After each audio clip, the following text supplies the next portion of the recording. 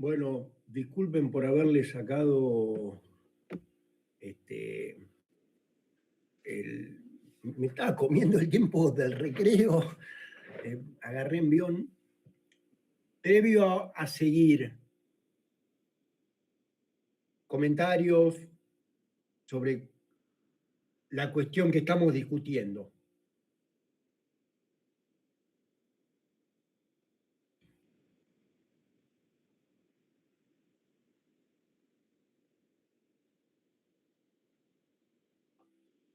Si le quiere, lo más valioso que está viniendo a colación era algo propio del tema 8. Es una versión que contribuye a mejorar, que relaja, por supuesto, el supuesto del Homo economicus, pero que en absoluto quiere tirarlo por la basura. Es algo que contribuye a una mejor teoría de la toma de decisiones. Con todos los aspectos importantes que esto tiene. En esta teoría de la toma de decisiones los incentivos siguen siendo importantes.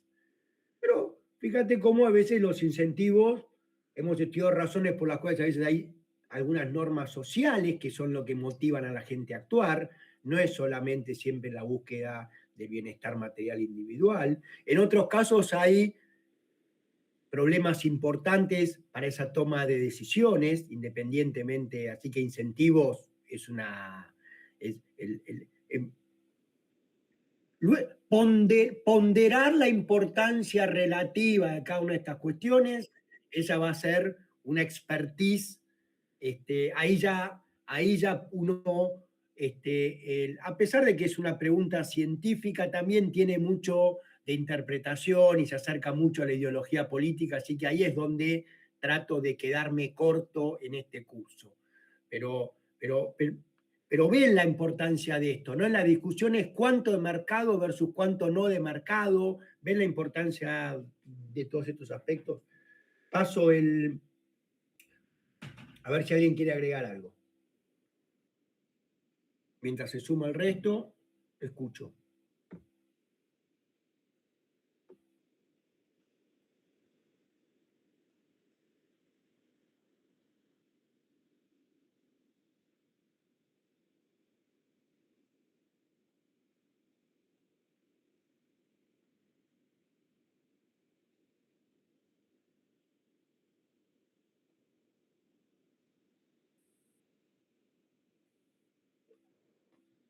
Hago un minutito mientras me como acá una tostada más para asegurarme que les di tiempo a que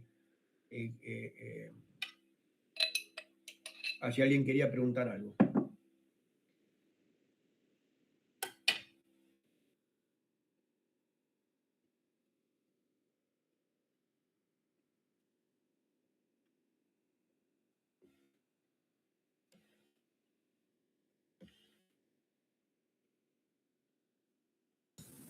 Profe, igual, ¿qué conclusión saca de que los resultados de este trabajo, al ser del mismo año de las elecciones, los resultados fueron diferentes que lo que pasó después en noviembre?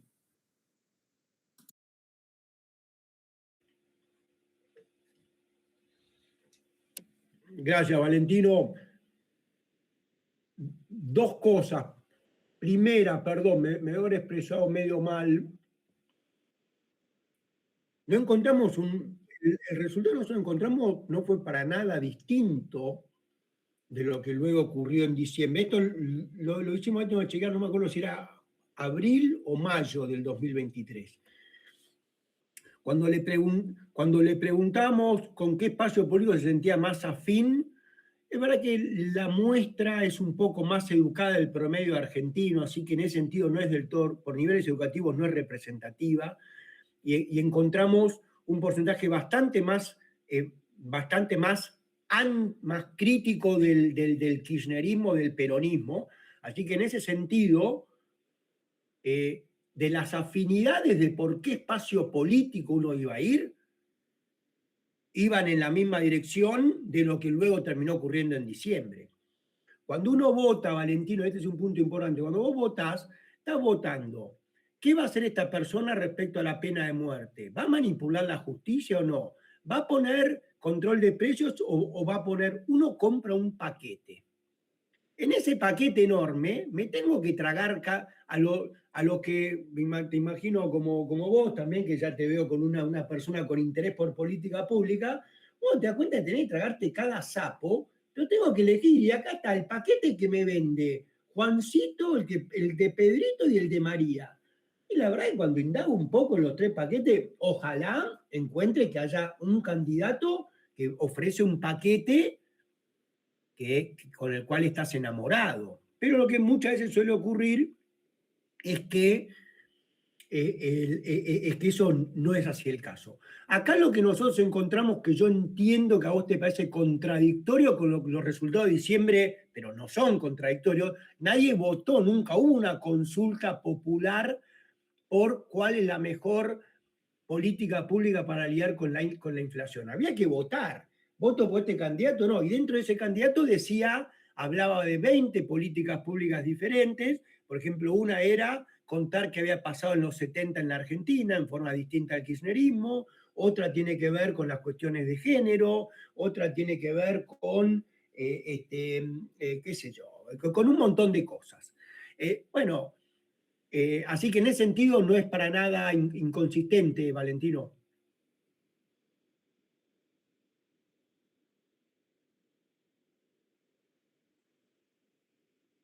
¿Convence lo que digo o no? Sí, sí, sí, sí, convence. Mira, les voy a contar ahora el resultado que había dejado. Gracias por preguntar. Les voy a contar rápido el resultado, qué es lo que dio. Hicimos, más allá de hacer todo el trabajo descriptivo, hicimos un pequeño ejercicio para tratar de tener algo causal. Le preguntamos, cuando estaba por terminar la encuesta, le preguntamos, no, perdón, hicimos un tratamiento en donde le dimos a un grupo de control y luego dos grupos de tratamiento. Los grupos de tratamiento los tratamos de hacer pensar a la gente. En el lenguaje Kahneman, los tratamos de mover a la gente del sistema 1 al sistema 2. Y luego ¿y cómo los tratamos de hacer pensar? Ahora les voy a mostrarle qué tipo de información económica le dimos al grupo de tratamiento 1, qué información le dimos al grupo de tratamiento 2. Y respecto al grupo de control, que no le hicimos ese ejercicio adicional de tratar de ponerlos a pensar. Y luego sí hicimos esta pregunta, a ver, luego preguntamos qué nivel de eficacia encuentra para lidiar con la inflación del sistema de precios justos respecto al control a la emisión monetaria. Entonces, esto nos permitiría ver el efecto causal de este tratamiento que les dimos, en donde este tratamiento, ahora les voy a contar de qué trata, pero además de qué trata, tiene mucho, o yo lo quiero interpretar, tiene mucho de que los impulsamos a hacerlos pensar un poquito más, y ese hacerlos pensar, cómo hizo que las personas cambien. A ver, respecto al grupo de control, podríamos capturar cómo cambian su opinión respecto a la eficacia de distintas políticas públicas para lidiar con la inflación. Bueno, el tratamiento.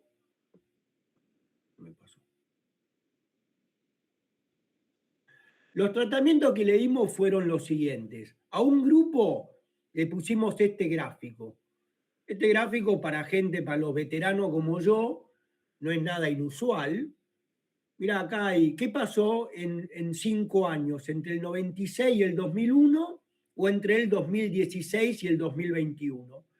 2 décadas distintas, pero más o menos los dos cubren 5 años.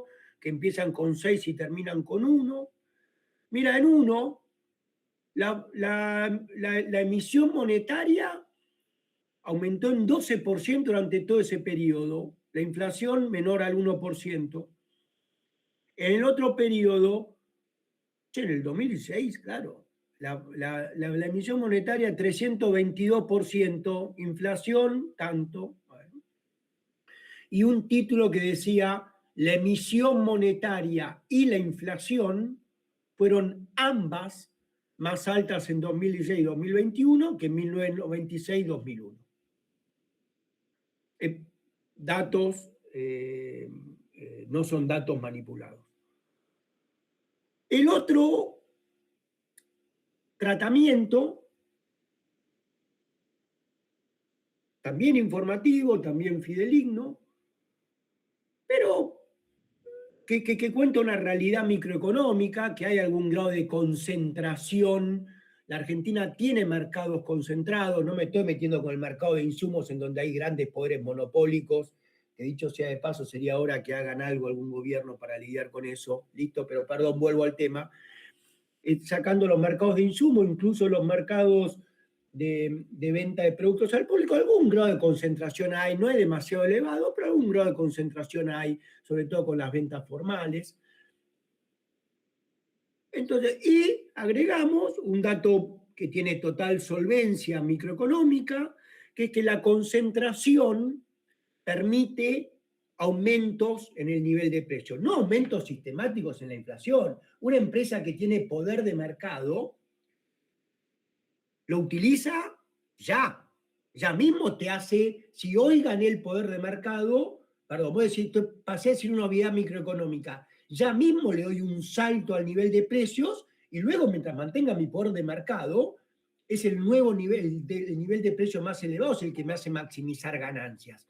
No hay ninguna estrategia de maximización de ganancias si yo ya tengo el altísimo poder de mercado, que yo durante 10 años todos los meses aumento 1% el nivel de precios.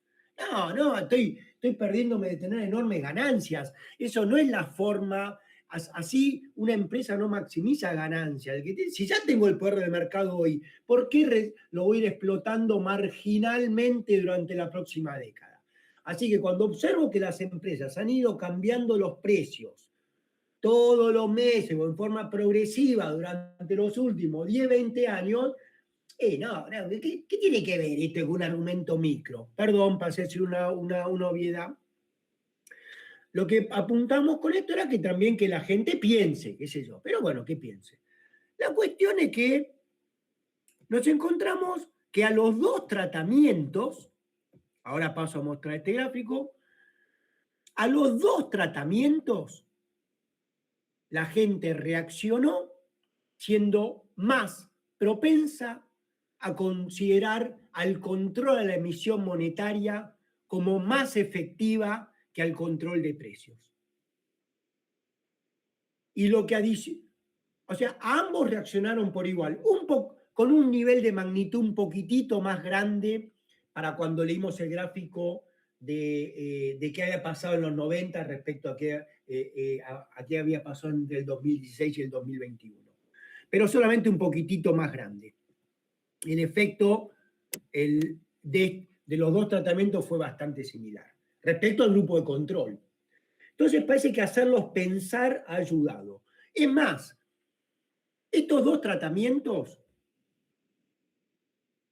vimos a ver si tuvieron algún impacto entre la gente que decía tener una preferencia por Frente de Todos o por Juntos por el Cambio, que eran indiferentes. Nada, ninguna correlación. Los tratamientos tenían igual de impacto, los efectos, no había ninguna correlación con la ideología. La ideología del partido, tu preferencia ideológica del partido, está muy correlacionada con tu apoyo a una política pública. Pero ¿cuál es el efecto que tuvo en el tratamiento? Ninguno. O sea, estos tratamientos convencieron de igual manera a kirchneristas que a no kirchneristas, a gente de todos, de Juntos por el Cambio como no Juntos por el Cambio. Más aún, estos tratamientos, nosotros hicimos algunas preguntas a ver qué nivel de entendimiento de, de economía tenía la persona, para saber si era simplemente, si el mecanismo que estaba por detrás de esto era el acceso a información. Era, mirá, ¿sabés qué? Acá no es que lo hiciste pensar, es que le diste información a la gente. La gente antes no tiene ningún tipo de información, no sabe que hubo bajísima emisión y bajísima inflación, no sabe que hay concentración, pero que tampoco es, hay un único vendedor, qué sé yo, entonces es el acceso a información, no el hacerlos pensar el que importa. Bueno, no, nuevamente, tanto los efectos de los tratamientos se dieron en igual magnitud, tanto para la gente que tiene información económica como para la gente que no tiene información económica. Otro aspecto que tampoco parece venir por ese lado. El único aspecto que aparecía como importante para entender la heterogeneidad de los efectos fue el tiempo que se tomaron en contestar.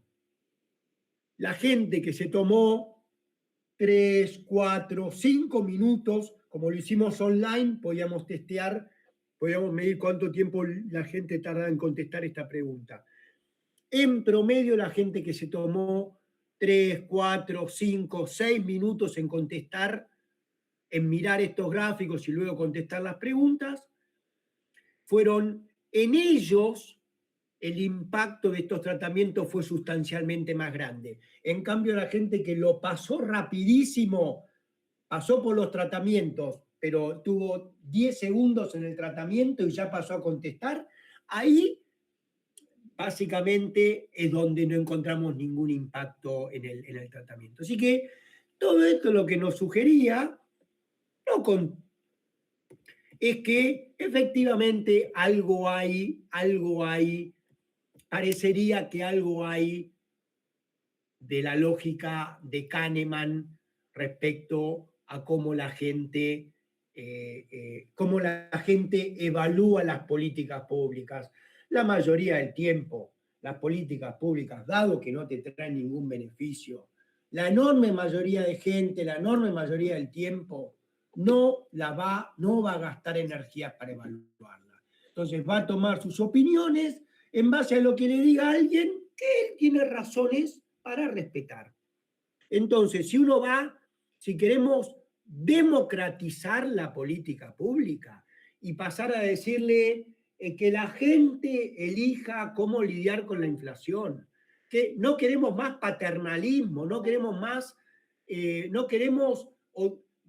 detestamos el modelo de command and control de la Unión Soviética y de China. Todo hay que democratizar todo, dejar todo en manos de la gente. Detestamos el paternalismo. Estoy jugando con los adjetivos, moviéndome en los extremos para divertirme un rato. Bueno, alguna información parece indicar que las decisiones que las preferencias de buena parte de la población por políticas públicas que tienen ciertas características, parecen que puede ser que si no querés poner a gente capacitada o técnica a que vaya a tomar esas decisiones, parece que podés salir disparado para cualquier lado. Ojo al estar tan enamorado absolutamente en todo respetar las preferencias de la mayoría.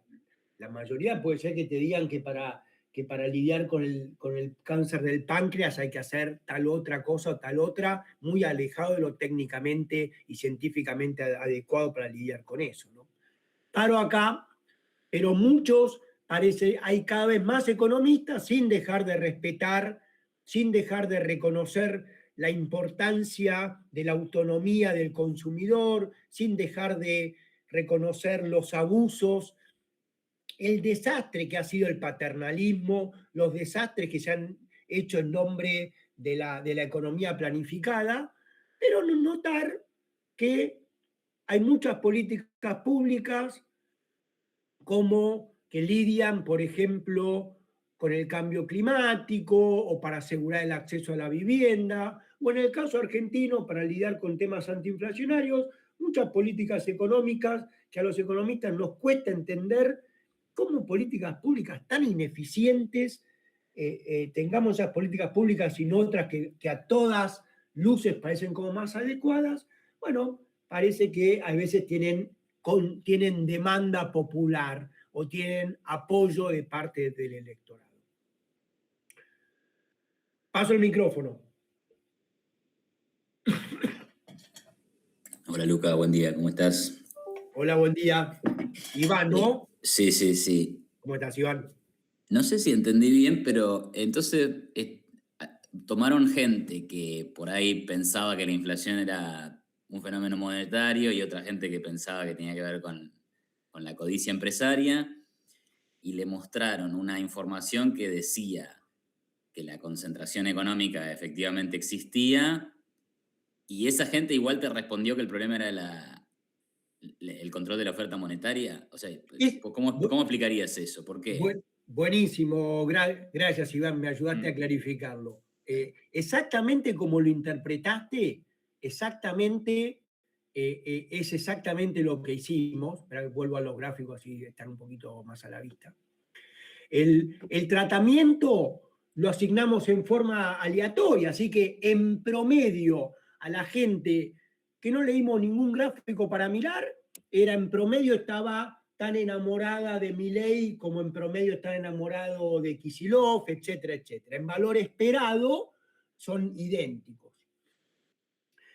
A un grupo le damos esta pieza de información, que como muy bien dice Iván, es el justificativo que en algún caso, y acá es donde déjame que especule, Iván, porque voy a especular más de lo que vengo especulando hasta ahora. Solamente, en muy pocas veces, el gobierno que introdujo la política de precios máximos trató de que la gente piense respecto a cuál es la razón de ser de esa política. Nunca se pusieron a explicar mucho, siempre hay un adjetivo, es precios justos, precios cuidados. Mirá el adjetivo, justos, cuidados. Es un apelar a las emociones. Yo creo que no es casualidad esto, creo que es adrede, porque creo que si efectivamente la gente la pones un poco a pensar y se pone a gastar un poquitito de energías, enseguida se va a dar cuenta que para aliviar con 40, 50, en el año 2023 creo que terminó en 200% en la inflación de ese año. Ayúdenme los que hacen coyuntura, que yo no la sigo, pero, perdón, sí la seguí porque tuve que justificar para este paper. Terminó cerca del 200%. Que un precio máximo a la leche, por más que le ponga el nombre precio justo, precio cuidado, que eso, encima, viste, la vení teniendo del 2014. Para los más veteranos, en los 80 también la tuvimos, en los 70. Y sabemos que eso no funciona. Entonces, ¿cómo lo interpretamos, Iván? Perdón, finalmente voy a eso. Yo creo que básicamente lo que pasó es que acá las personas los hicimos pensar un poco, Iván. Creo que es Kahneman, ¿viste? Creo que es el decir, mirá, acá me está dando alguna información sobre qué nivel de concentración hay en la venta de productos minoristas. Bueno, a ver, me da esta pieza de información y me pasa, bueno, a ver, dale, vamos a escucharlo a dale, a ver. Me daban unos tokens por completar esta encuesta online. Opinaya es una empresa, por ahí vos capaz que la conocés, es la empresa que hizo el ejercicio por nosotros. Sí. Y bueno, por ahí alguno de los que contestaba, alguno apretaba rápido, ¿viste? Pasó, y pudimos medir eso, pasó 10 segundos, apretó, listo, ya está. Y ese tipo en promedio contestó igual que el del grupo de control que también contestaba rápido. Así que en esos casos no encontramos ningún efecto de tratamiento. Pero en promedio, y dado que hubo mucha gente que parece que se tomó los minutos en mirar el gráfico, nos encontramos con que luego sí son efectivamente órdenes de magnitud, pero para que vamos a ponerle orden de magnitud, no cambia. Sí. Esa es la pregunta que me tendrían que haber hinchado un poquito más, cuál es el orden de magnitud del tratamiento.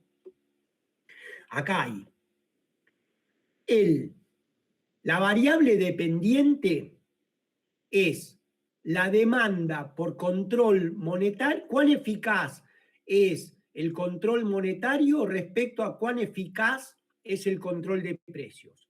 Entonces, esa variable podía adoptar un valor desde 4 a menos 4. Si vos eras un tipo que le ponía, considerás que el control de precios, perdón, que el control de la oferta monetaria es hipereficaz, 4 puntos. Y el control y la política de control de precios es 0 de eficaz, 4 menos 0, 4. Entonces tu variable dependiente hubiera adoptado el valor 4. Si eras un tipo que estabas en el otro extremo, que el control a la política, a la emisión monetaria es un 0, no tiene ninguna eficacia, y te parece hipereficaz el control de precios, tu variable dependiente adopta el valor menos 4. Así que con una variable dependiente que puede ir de 4 a menos 4, el personaje promedio del grupo de control te contesta 0,7. O sea, era de 4, era un enamorado del control de la emisión monetaria y de que le parecía totalmente ineficaz el control de precios. Bueno, el ciudadano promedio, el del grupo de control, defiende un poquitito más, básicamente está indiferente entre las dos políticas públicas, defiende un poquitito más al control a la emisión monetaria, 0,7, en ese número que puede ir de 4 a menos 4, el valor promedio es 0,7, un poquito menos 0,7. Los efectos de los tratamientos, llegamos para el tratamiento 1, pasó de 0,68 a 0,82. Mirá el orden de magnitud. Cambiamos poco. No pasó de 0,7 a 2,7. Y el cambio de la política, el tratamiento 2, este es el del gráfico de la concentración, tuvo un efecto similar. Pasó de un 0,68 a un 0,81, un 0,80. ¿Ayudó eso, Iván? Sí, sí, está perfecto, me queda claro. Podríamos pensar, no sé cómo lo ves, pero por ahí podríamos decir, de la muestra, los que se tomaron el tiempo para pensar, igual eran de los que pensaban que igual la oferta monetaria era la importante. Entonces, a pesar de que vieron el gráfico de la concentración, dijeron, no, igual acá hay un tema de emisión monetaria. ¿Podría ser eso? O sea, el que se tomó el tiempo, se tomaron el tiempo los que igual estaban más del lado de la cuestión monetarista. No, porque eso es lo que, eso está interesante, ¿no? Y ese resultado lo podemos intuir por lo siguiente. Nosotros sabemos de la persona, si la persona estaba alineada, si se sentía, su preferencia era para con el kirchnerismo o opositora al kirchnerismo.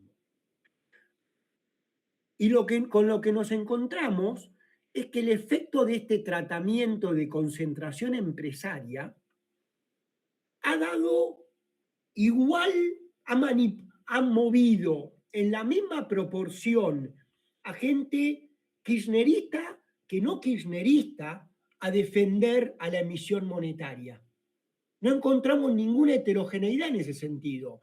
No encontramos con que solamente este efecto llevó a que defiendan más al control de la emisión monetaria a los que ya eran de derecha, a los que ya creían que la emisión monetaria era la política adecuada. Perfecto. No sé si me logré expresar. Comprendo. Está buenísimo. Y la explicación de este gráfico estuvo muy útil, me quedó mucho más claro. Gracias, Lucas. Sí, yo lo había, disculpen, presenté todo esto rápido, y los órdenes de magnitud no son enormes, no deja de ser un paper con opiniones, gente encuestada en forma virtual, esto como para luego ir ponderando estas cuestiones. Pero creo que sí captura una realidad bien importante, y era esto lo que yo quería transmitir. Ay, qué poquito tiempo dejé para lo básico, que es esta cuestión de las limitaciones del votante, las limitaciones de la voluntad popular para ciertas políticas públicas. Y estas limitaciones son muy razonables que sean limitadas, ¿no? Pero bueno, más dudas, preguntas. Yo, profe, Sí, como dale, Valentino. agregando algo a la conclusión y también como a lo difícil que es para un país el tener a la gente informada, porque eso al final resulta en mejores o peores gobiernos o políticas públicas. También creo yo que hay una parte de que la gente, aún estando informada, la información es lo primero que escucha. Alguien dice y yo repito el mismo discurso. Poner para relacionar lo que pasa a un tema actual que pasó ayer, bueno, los últimos días. De un lado decían que hay que subir la pena a los asesinos y del otro, bueno, centrémonos en más discursos y concientizar a los hombres. Bueno, nadie, o sea, fueron los únicos dos discursos que se repitieron y por más de que podéis estar a favor hasta de los dos, que hasta para mí tienen razón ambos discursos, creo que también peca un poco de falta de información de, bueno, hay una cuestión muchísimo más profunda detrás acerca de, bueno, reducir la pobreza, mejorar la educación, mejorar la justicia, la seguridad, el tema que nos también hablamos hace unas clases de la inversión pública en los barrios populares. Creo que la gente muchas veces repite lo primero que escucha o lo primero que le encuentra sentido y no trata de profundizar esa idea. No, buenísimo, Valentino. Y eso, lo que creo que como profesionales, una manera de encararlo podría ser la siguiente. Mira, cuando la discusión es un tema eminentemente normativo, todo tema que se discute tiene una buena parte normativa y una parte que luego, más allá de lo normativo, es más de cientista, de cómo funcionan las cosas. Cuando es eminentemente normativo, y me parece casi que las opiniones de la gente está bárbaro, casi que yo haría una democracia directa, cosa que no haya representantes que metan distorsiones, porque es eminentemente normativo. Pero cuando más allá de lo normativo, por ejemplo, para lidiar con la inflación, la parte normativa es chiquitita, siempre hay una parte normativa, a algunos les preocupa más el impacto de largo plazo que el de la generación actual que la futura, a otros les preocupa un poquitito más este sector social que el otro, y alguna cuestión normativa siempre hay, pero puede ser así, chiquitita. En este caso es alguien que entienda cuál es el mecanismo. Estamos de acuerdo que el objetivo normativo es el mismo. Lo que pasa es que tenemos distintas teorías de cuál es la forma más adecuada de alcanzar eso. Eso es puramente de científico. Y ahí es donde mucha de la política económica tiene de eso. Hay una buena parte de carga normativa, lamentablemente es así, y ahí el científico no tiene nada especial para decir, pero luego para esta otra parte, y acá es en donde los saberes técnicos son particularmente importantes. Yo por eso hinchaba todo el tiempo con esto de decir, no vamos a dejarle al saber popular que diga que lidiar con el páncreas. Entonces, ¿qué hacer con algunas otras cuestiones eminentemente normativas? Sí, ahí sí, los saberes populares, respetando siempre a las minorías, por supuesto, están más que bien. Pero parecen ser bastante problemáticos para con estas otras cuestiones en donde los saberes técnicos, la parte normativa no es de tanto peso, no es tan importante. Acá lo que queremos es que no haya pobres. Es ese, y en ese objetivo para poner una cosa, que no haya inflación, que no haya pobres, que mejore el ingreso per cápita. Y en esa discusión normativa yo no creo que haya diferencias tan profundas en la Argentina. Hay muchas de unas diferencias muy profundas respecto a cuál es el mecanismo más adecuado para lograr eso. Y acá había un relato que era, para lidiar con la inflación hay que poner precios máximos, y otro que tenía que ver con que la política monetaria deje de financiar al Tesoro. Y acá lo que yo quiero venir con esto, y ya les vuelvo a dar pie, perdón, pero cuando yo me enojaba y no entendía por qué el electorado argentino sigue votando por gente que dice que siempre hay que fomentar la demanda agregada como modelo para el desarrollo. Me enojo ahora porque nadie habla de que la clave es que el Banco Central sea independiente, no que el presidente del Banco Central, que tengamos que tener un presidente, que el presidente del Banco Central haga lo que el presidente de turno, que justo tenemos, hay que agradecerle a él, que él dice que no hay que financiar el Tesoro. No, así no va la cosa. Bueno, eso, ese, por ejemplo, parece a ningún votante importarle esto.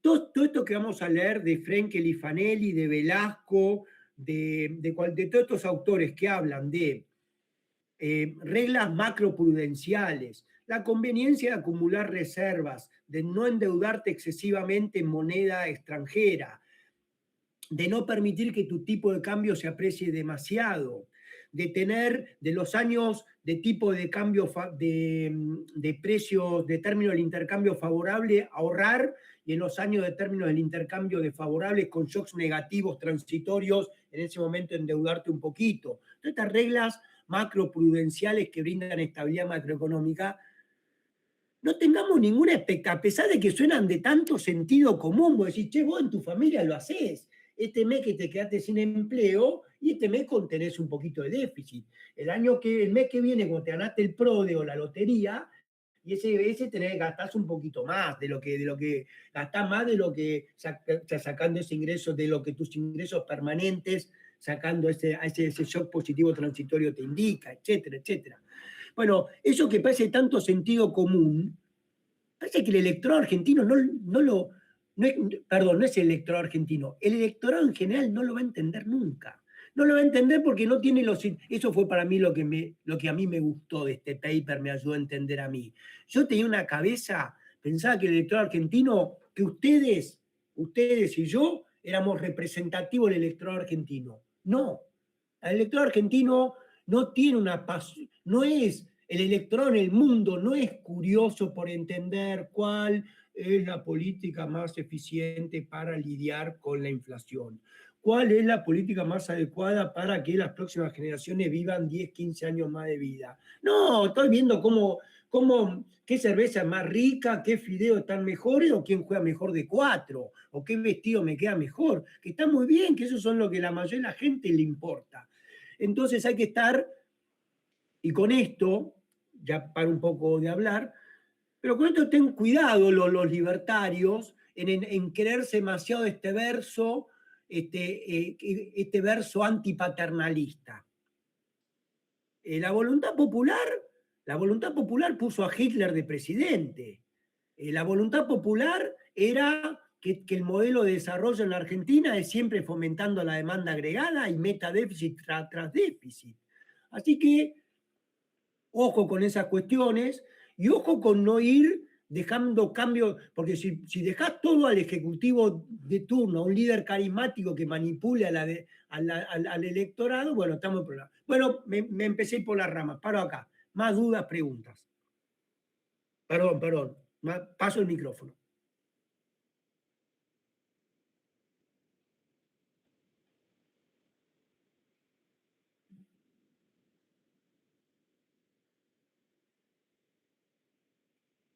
Al menos si queremos tanto dejar la voluntad popular, al menos habría que educar enormemente a la población, educarla, informarla, y tenemos serios problemas, al menos con el sistema educativo, de financiado, y sobre todo a nivel primario y secundario, no más que a nivel universitario.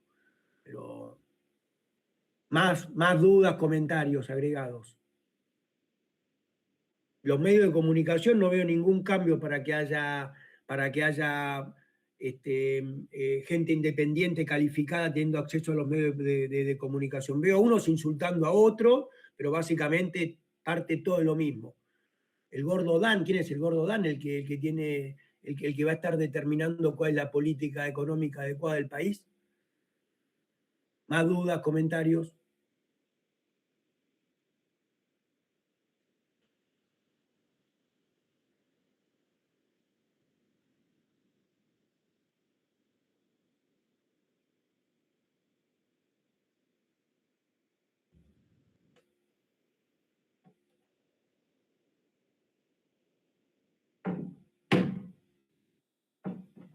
Esa es una parte que lean los papers, el lunes hacen, si quieren, consultas.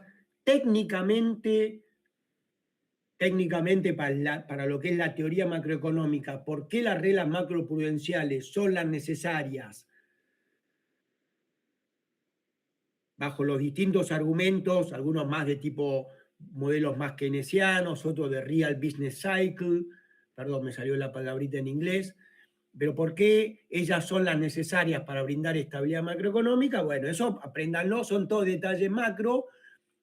Ninguno de esos papers lidia con la economía política, ninguno de esos papers te dice, bueno, ¿qué hace que algunos países introduzcan estas políticas públicas? Es una cuestión de que tienen ciertas instituciones políticas, es una cuestión de que hay una demanda del electorado, es una cuestión de qué. Bueno, los economistas, todos estos grandes macroeconomistas, no es algo a lo que se tienen por qué dedicarse, es más propio de la economía política, más propio de este ámbito más difícil de entender, más que nos cuesta a todos entenderlo un poquito más, y en esta discusión a la que yo le dediqué todas las energías, va para esa pregunta difícil.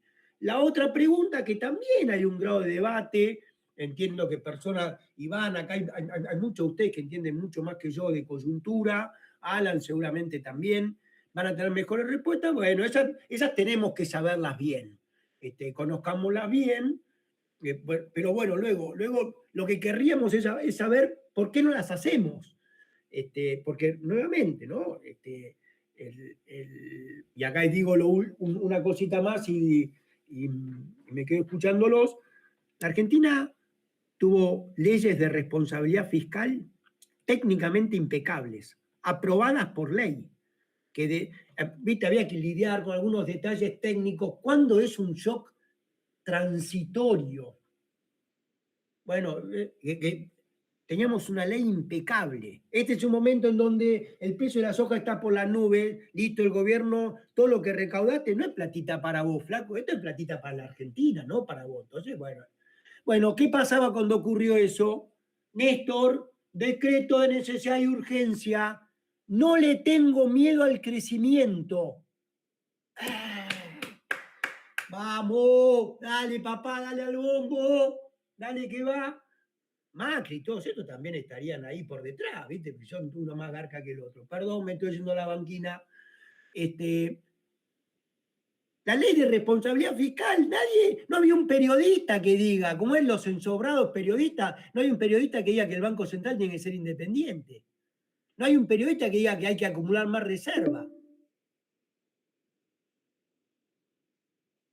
Perdón, cuando digo no hay ninguno, está bien, aquí hay 5%. Me quedo a escuchar, disculpen que enseguida me vuelvo a ir un poquito, pero vamos a lo gracioso. Cuando dije no le tengo miedo al crecimiento, saben a lo que me referí, ¿no? Si alguien no lo tiene en claro, pregúntelo, ¿no? Es un episodio interesantísimo ese. Ese fue el justificativo. No le tengo miedo al crecimiento, es déjame que todo lo que recaudé, a pesar que estamos con viento de cola, igual tenga déficit fiscal.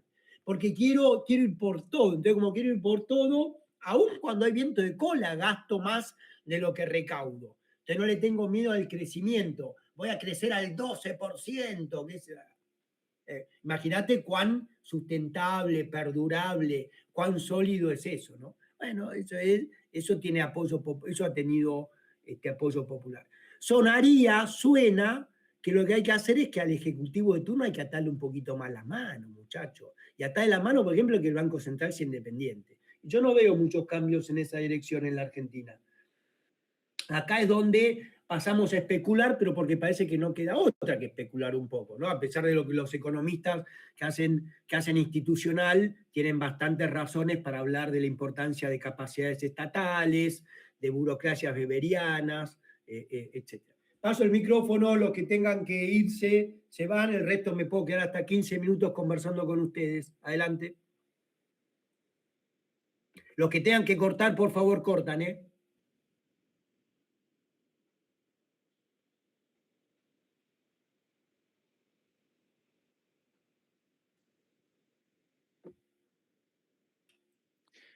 A mí algo que me llama la atención es que, si bien seguramente nosotros como electorado, digo, no nosotros los que estamos acá en este curso, tengamos como ese defecto, esa demanda por, a veces también por la solución mágica, porque es más lindo que te digan que todo va a mejorar y que no hay que hacer ningún esfuerzo, porque normalmente cuando vos tenés que hacer alguna restricción monetaria, probablemente tengas que corregir un problema con el gasto del fisco y eso implique algunas cosas desagradables. Entonces, bueno, la solución más agradable es que te digan o te cuenten que hay una solución en la cual no hay aspectos negativos. Pero al mismo tiempo pienso que no creo que sea una cuestión del excepcionalismo argentino, que ahora está de moda hablar de eso, sino que probablemente sea algo bastante común entre todas las sociedades, o por lo menos las sociedades latinoamericanas que la tenemos acá al lado, y que sin embargo han hecho algún proceso de maduración política al resto de los países, que no creo que sean ni gente más inteligente que nosotros, ni más educada, ni nada, que nosotros no lo hicimos, y que quizás podemos estar en el proceso de hacerlo en este momento. No lo sé, ojalá que así sea, pero bueno, también pienso eso, nuestros vecinos hicieron como un camino hacia la madurez. Nosotros se ve que todavía no. La pregunta del millón para mí, Alan, me pusiste el dedo en la llaga, hermosa la pregunta. Clarísimo lo que dice Alan, sacando para hablar respecto a estabilidad macroeconómica y política pública que lleva a la estabilidad macroeconómica. Efectivamente, la Argentina es el bichito raro, junto con Venezuela, incluso dentro de la región. Ahora, y no parece ser una cuestión del electorado argentino. Yo eso lo compro 100%. Creo que el electorado en Paraguay, en Perú o en Chile, en Uruguay, está igual o más confundido que en la Argentina, ¿sí?, respecto a cuál es la política pública adecuada para lograr estabilidad macroeconómica. Lo compro, no lo hice al estudio, pero lo compro totalmente. Totalmente, Alan. Entonces la pregunta es, ¿dónde está ese otro drama? Y viste, enseguida vamos a estar mirando yo voy a estar mirando al círculo rojo. Algún momento me voy a poner a contar lo que me dediqué 10 años de mi vida, pero tengo la oportunidad cuando hablo de los Mauricio y las Cristina, porque personalmente los conozco a todos estos personajes. Estoy convencido que ahí está el drama. Ahora no sé qué ha pasado, por eso me enojo mucho con los Axelito y con los Javiercito, ¿cómo viste? Encima yo soy economista. ¿Qué es lo que pasa ahí? Así que sí, sí, Alan, no sé qué es lo que ocurre ahí, ¿viste? No sé qué ha ocurrido, por qué en Perú, por qué en Paraguay. La política, en donde también juegan este juego electoral cortoplacista, pero de alguna forma dijeron, no, pará, no, si el Banco Central va a estar financiando al fisco, estamos en el horno, porque en ese juego todos nos vamos a querer estar financiando para el fisco, la gente no tiene la capacidad de controlarnos con eso. Entonces, claramente, déjame, perdón, que no parece, ojalá lo estemos solucionando, yo no veo que este gobierno lo esté solucionando. El querido, se me fue el nombre, compañero mío de la facu, egresado conmigo, muy buen economista dedicado a las finanzas, ¿no? De economía real, no es que el presidente del Banco Central. Bausili. Santi Bausili. Bien, pero Santi, yo respondo a las órdenes de lo que me diga Javier. A mí estamos en el horno. Eso, para mí eso, por supuesto, está bien, mientras Javier diga, no, el Banco Central no va a financiar los déficits o no hay déficit en el Tesoro, así que ni siquiera hay necesidad de financiarlo. Pero creo que acá lo maduro es que esa institución sea independiente del Ejecutivo de turno. Esa sería la discusión madura por tener. Yo no veo que la tengamos, ¿viste? Es más, en algunas cositas hasta parecemos retroceder. El otro día, no sé, el Ejecutivo metiéndose con algunos nombramientos a jueces por el hecho de que, bueno, no me quiero ir con los detalles por la rama, pero sí, para atrás. No. Así que, Alan, sí, perdón, si traté de dar si en un momento confundí y di la impresión que el problema está en el electorado argentino, no, totalmente no. Es más, viví 10 años en Yanquilandia, el electorado norteamericano me parece que es hasta bastante, perdón, no creo que esté ahí la diferencia.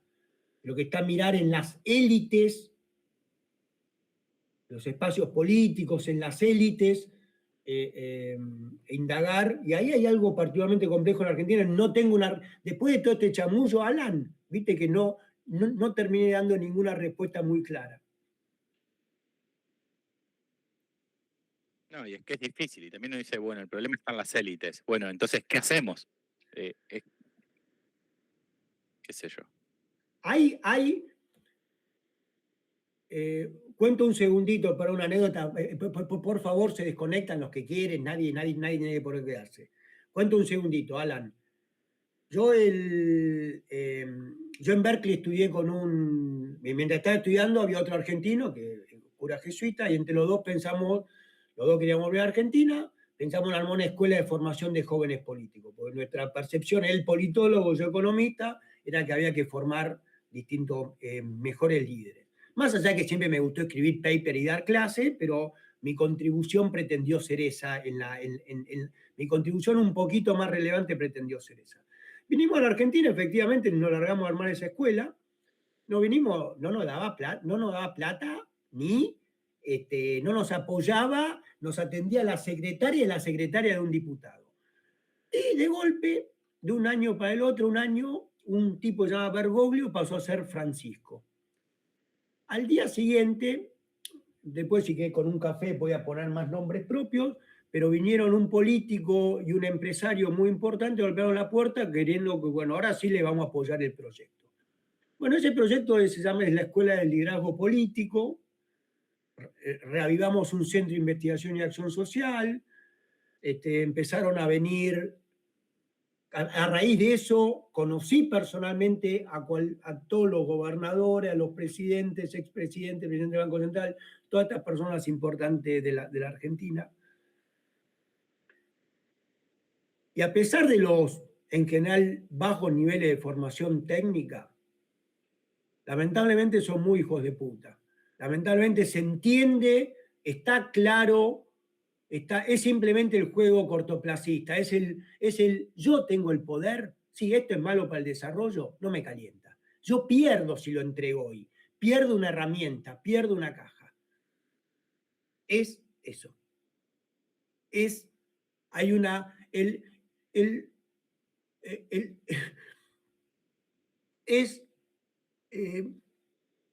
para mí, cuando Néstor dice no le tengo miedo al crecimiento, para mí sabe que la está cagando. Pero ¿qué me importa cagarla? Si yo tengo que estar, ¿viste? En este juego que estoy, yo pretendería que quiera quedar en los libros de historia como el que estableció el sendero para que la Argentina vaya al crecimiento. Sí, y muchos de los que aceptan ser ministros, cómo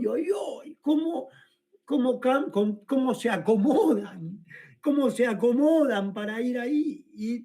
Pero ojo, en parte los entiendo, si no termina siendo un 4 de copa como yo, investigador de CONICET, gana 300.000 pesos como profesor en la UBA. Ojo, ¿no? También está eso. Es bastante tentador lo otro, ¿no? Ocupar cargos importantes, sos presidente de esto, sos presidente de lo otro, ojo, ¿no? ocupo un cargo, de mínima soy asesor del Banco Provincia, con un flor de sueldo. Tiene su... pero bueno, así que sí, mi experiencia de básicamente fueron 7, 8 años ya para la época de Alberto Fernández, tuve una pelea fea con mi ex colega, pero lo dejo ahí. Así que ya en esto, desde básicamente la época del COVID, abandoné lo que cofundé.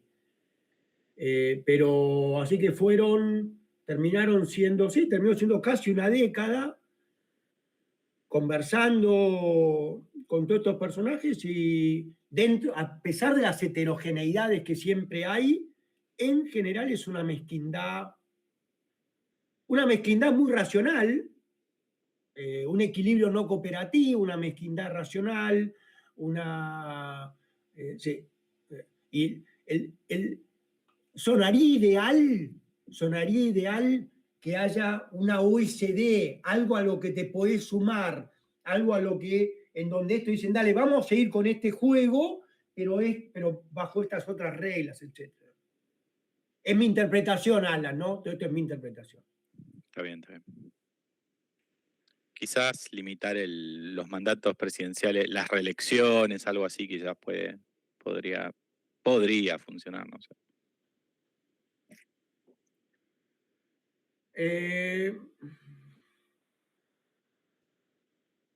Sí, viste, las élites se tienen que sentar y ponerse de acuerdo, viste, ahí hay.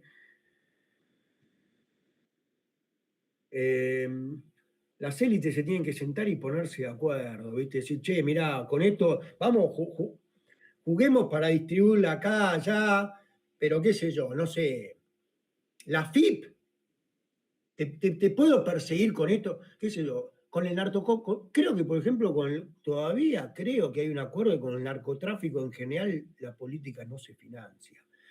Todos estos temas, Alan, arrancan si querés. ¿Viste? Vos pensás que en la Argentina no tenemos recontra oscuro cómo se financia la política. Tenemos, viste, las preguntas más básicas, ¿de dónde sale la platita para hacer la campaña? Eso tenemos una mentira, una ley ahí que dice que se puede gastar esto, lo otro. Todos sabemos que los números son... El periodismo no lo dice, los candidatos no lo dicen, está todo... desde esas cuestiones están bien complejas. Tengo yo entendido, por ejemplo, que una cosa positiva es que todavía no se ha metido esa guita tan sucia en el financiamiento de la política, que hay ciertos, a pesar de que cada uno capaz que en forma individual tenés el incentivo para romper el contrato, ¿no? Que no se financie nadie con los narcos, pero yo sí. Bueno, por ahí. Que nadie use el Banco Central, pero yo sí, perdón, pasé de un tema a otro. Que nadie usa a la FIP para perseguir a los que no me financiaron la campaña, bueno, pero yo sí. Que nadie manipule la justicia, pero yo sí. Obviamente a todos nos conviene hacer eso. Bueno, ahí es donde... Perdón, hablé hasta por los codos. Sé que estoy especulando un montón, pero lo que quería contar un poquito es que especulo un montón de poder haberme pasado...